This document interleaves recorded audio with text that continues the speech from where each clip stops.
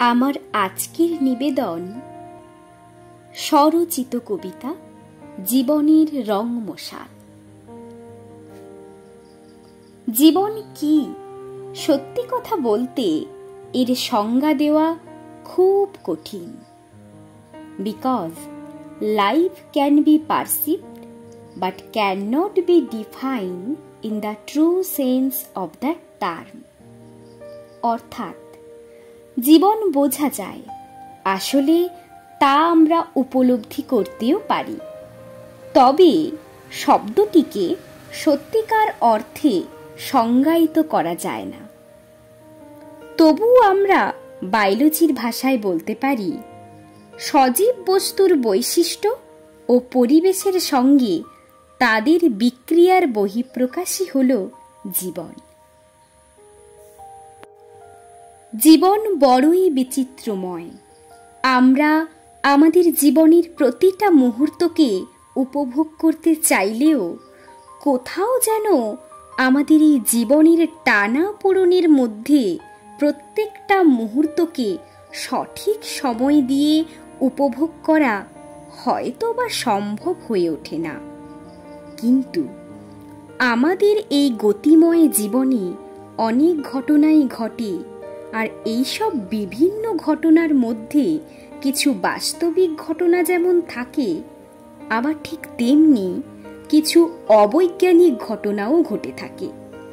যদি আমি বাস্তবিক ঘটনার কথা বলি, তাহলে বলতেই হয় আমাদের জীবনে ঘটে যাওয়া বাস্তবিক ঘটনাগুলি আমাদের প্রত্যেক স্টেপে শিক্ষা দিয়ে থাকে, যা আমাদের জীবনের বাস্তবিক চলার পথ সুগম করে তোলে।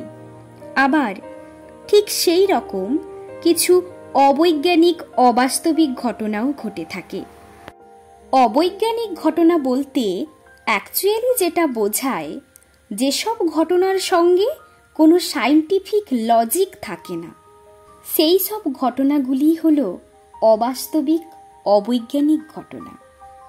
এই রকম ঘটনা যে কোনো দিক থেকে আসতে পারে, এমনকি আমাদের রিলেটিভদের বা খুব কাছের মানুষদের কাছ থেকেও কিন্তু আসতে পারে। সত্যি কথা বলতে নিজেদের লোকের সঙ্গে লড়াই করাটা খুব কঠিন, কারণ এতে নিজের আবেগের সাথে লড়াই করতে হয়। আমরা মানুষেরা সহজে পাওয়া বা পেয়ে যাওয়া জিনিসের মূল্য কখনোই বুঝি না।